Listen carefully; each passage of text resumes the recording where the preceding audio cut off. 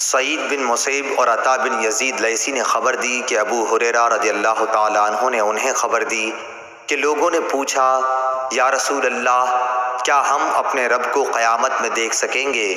آپ نے جواب کے لیے پوچھا، کیا تمہیں 14ویں رات کے چاند کو دیکھنے میں جبکہ اس کے قریب کہیں بادل بھی نہ ہو شبہ ہوتا ہے؟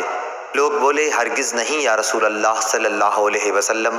پھر آپ نے پوچھا، اور کیا تمہیں سورج کے دیکھنے میں جبکہ اس کے قریب کہیں بادل بھی نہ ہو شبہ ہوتا ہے؟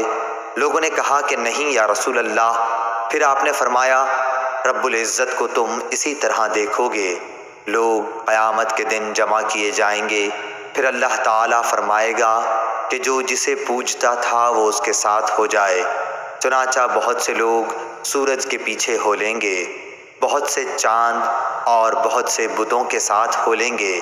یہ امت باقی رہ جائے گی، اس میں منافقین بھی ہوں گے۔ پھر اللہ تعالیٰ ایک نئی صورت میں آئے گا اور ان سے کہے گا کہ میں تمہارا رب ہوں۔ وہ منافقین کہیں گے کہ ہم یہیں اپنے رب کے آنے تک کھڑے رہیں گے، جب ہمارا رب آئے گا تو ہم اسے پہچان لیں گے۔ پھر اللہ عز و جل ان کے پاس ایسی صورت میں جسے وہ پہچان لیں آئے گا اور فرمائے گا کہ میں تمہارا رب ہوں۔ وہ بھی کہیں گے کہ بے شک تو ہمارا رب ہے۔ پھر اللہ تعالیٰ بلائے گا، پل صراط جہنم کے بیچوں بیچ رکھا جائے گا، اور آن حضرت صلی اللہ علیہ وسلم فرماتے ہیں کہ میں اپنی امت کے ساتھ اس سے گزرنے والا سب سے پہلا رسول ہوں گا۔ اس روز سوائے انبیاء کے کوئی بھی بات نہ کر سکے گا، اور انبیاء بھی صرف یہ کہیں گے، اے اللہ مجھے محفوظ رکھیو، اے اللہ مجھے محفوظ رکھیو۔ اور جہنم میں سعدان کے کانٹوں کی طرح آنکس ہوں گے۔ سعدان کے کانٹے تو تم نے دیکھے ہوں گے۔ صحابہ رضی اللہ تعالیٰ عنہ نے عرض کیا کہ ہاں۔ آپ نے فرمایا، تو وہ سعدان کے کانٹوں کی طرح ہوں گے، البتہ ان کے طول و عرض کو سوائے اللہ تعالیٰ کے اور کوئی نہیں جانتا۔ یہ آنکس لوگوں کو ان کے اعمال کے مطابق کھینچ لیں گے۔ بہت سے لوگ اپنے عمل کی وجہ سے ہلاک ہوں گے، بہت سے ٹکڑے ٹکڑے ہو جائیں گے، پھر ان کی نجات ہوگی۔ جہنمیوں میں سے اللہ تعالیٰ جس پر رحم فرمانا چاہے گا تو ملائکہ کو حکم دے گا کہ جو خالص اللہ تعالیٰ ہی کی عبادت کرتے تھے انہیں باہر نکال لو۔ چنانچہ ان کو وہ باہر نکال لیں گے اور موحدوں کو سجدے کے آثار سے پہچانیں گے۔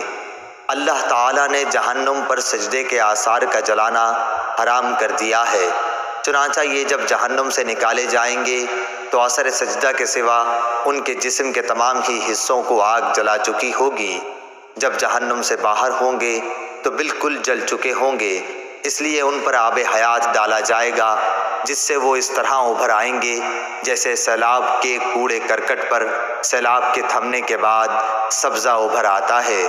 پھر اللہ تعالیٰ بندوں کے حساب سے فارغ ہو جائے گا، لیکن ایک شخص جنت اور دوزخ کے درمیان اب بھی باقی رہ جائے گا۔ یہ جنت میں داخل ہونے والا آخری دوزخی شخص ہوگا۔ اس کا منہ دوزخ کی طرف ہوگا، اس لیے کہے گا کہ اے میرے رب، میرے منہ کو دوزخ کی طرف سے پھیر دے، کیونکہ اس کی بدبو مجھ کو مارے ڈالتی ہے اور اس کی چمک مجھے جلائے دیتی ہے۔ اللہ تعالیٰ پوچھے گا، کیا اگر تیری یہ تمنا پوری کر دوں تو دوبارہ کوئی نیا سوال تو نہیں کرے گا؟ بندہ کہے گا، نہیں، تیری بزرگی کی قسم۔ اور جیسے جیسے اللہ چاہے گا وہ قول و قرار کرے گا۔ آخر اللہ تعالیٰ جہنم کی طرف سے اس کا منہ پھیر دے گا۔ جب وہ جنت کی طرف منہ کرے گا اور اس کی شادابی نظروں کے سامنے آئی تو اللہ نے جتنی دیر چاہا وہ چپ رہے گا، لیکن پھر بول پڑے گا، اے اللہ مجھے جنت کے دروازے کے قریب پہنچا دے۔ اللہ تعالیٰ پوچھے گا، کیا تو نے عہد و پیمان نہیں باندھا تھا کہ اس ایک سوال کے سوا اور کوئی سوال تو نہیں کرے گا؟ بندہ کہے گا، اے میرے رب، مجھے تیری مخلوق میں سب سے زیادہ بد نصیب نہ ہونا چاہیے۔ اللہ رب العزت فرمائے گا کہ پھر کیا ضمانت ہے کہ اگر تیری یہ تمنا پوری کر دی گئی تو دوسرا کوئی سوال نہیں کرے گا؟ بندہ کہے گا، نہیں، تیری عزت کی قسم، اب دوسرا سوال کوئی تجھ سے نہیں کروں گا۔ چنانچہ اپنے رب سے ہر طرح عہد و پیمان باندھے گا اور جنت کے دروازے تک پہنچا دیا جائے گا۔ دروازے پر پہنچ کر جب جنت کی پہنائی تازگی اور مسرتوں کو دیکھے گا تو جب تک اللہ تعالیٰ چاہے گا وہ بندہ چپ رہے گا، لیکن آخر بول پڑے گا کہ اے اللہ مجھے جنت کے اندر پہنچا دے۔ اللہ تعالیٰ فرمائے گا افسوس اے ابن آدم، تو ایسا دغاباز کیوں بن گیا؟ کیا ابھی تو نے عہد و پیمان نہیں باندھا تھا کہ جو کچھ مجھے دے دیا گیا اس سے زیادہ اور کچھ نہیں مانگوں گا؟ بندہ کہے گا اے رب مجھے اپنی سب سے زیادہ بد نصیب مخلوق نہ بنا۔ اللہ پاک ہنس دے گا اور اسے جنت میں بھی داخلے کی اجازت عطا فرما دے گا، اور پھر فرمائے گا مانگ کیا ہے تیری تمنا؟ چنانچہ وہ اپنی تمنائیں اللہ تعالیٰ کے سامنے رکھے گا، اور جب تمام تمنائیں ختم ہو جائیں گی تو اللہ تعالیٰ فرمائے گا کہ فلاں چیز اور مانگو، فلاں چیز کا مزید سوال کرو۔ خود اللہ پاک ہی یاد دہانی کرائے گا، اور جب وہ تمام تمنائیں پوری ہو جائیں گی تو فرمائے گا کہ تمہیں یہ سب اور اتنی ہی اور دی گئیں۔ حضرت ابو سعید خدری رضی اللہ تعالیٰ عنہ نے حضرت ابو ہریرہ رضی اللہ تعالیٰ عنہ سے کہا کہ رسول اللہ صلی اللہ علیہ وسلم نے فرمایا کہ یہ اور اس سے 10 گنا اور زیادہ تمہیں دی گئیں۔